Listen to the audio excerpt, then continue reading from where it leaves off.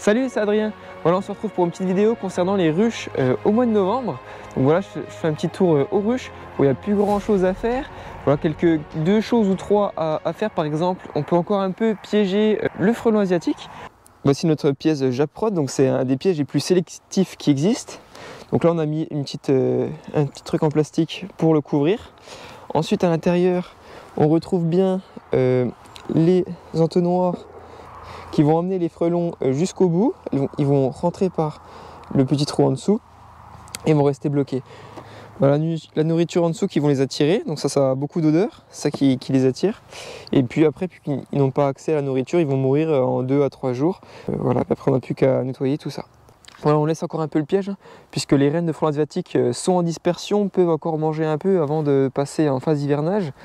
En léthargie.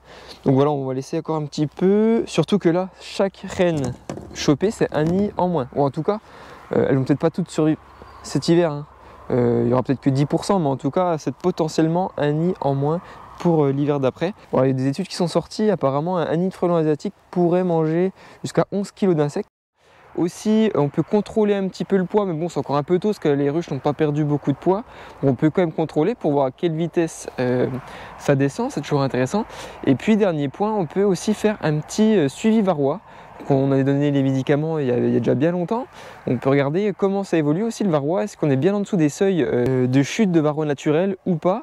Alors voilà, pour le comptage varroa, ce qu'on peut faire, c'est mettre un peu de graisse à traire sur le socle de fond là.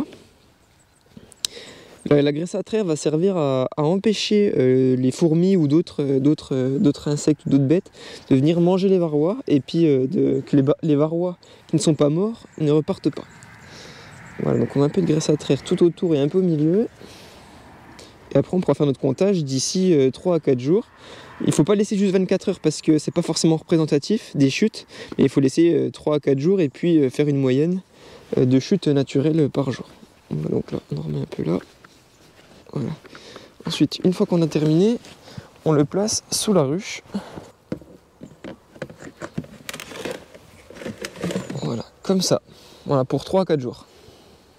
Voilà, ce qu'on peut faire également après, c'est toute la préparation du matériel pour l'année suivante. Donc ça va être par exemple préparer les cadres pour l'année prochaine, ou en tout cas brûler les anciens, les nettoyer, toutes ces choses-là de nettoyage et d'entretien du matériel. Il ne faut pas négliger, il faut faire attention aux maladies. Quant à elles, les abeilles sont en hivernage ou en pré-hivernage. Le lierre s'est arrêté, donc il n'y a pratiquement plus rien à butiner.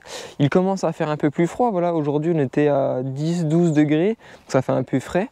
Puis il n'y a rien à faire dehors de toute façon, donc il faut qu'elles restent bien à l'intérieur pour s'économiser, économiser de l'énergie, gagner en temps de vie, parce que plus elles vont sortir, plus elles vont voler, plus elles vont se fatiguer. C'est des abeilles d'hiver, donc qui doivent vivre jusqu'à février-mars l'année prochaine.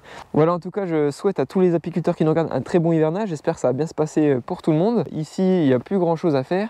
Ne plus nourrir, c'est obligatoire, ou en tout cas avec du sirop, puisque c'est beaucoup trop tard en saison.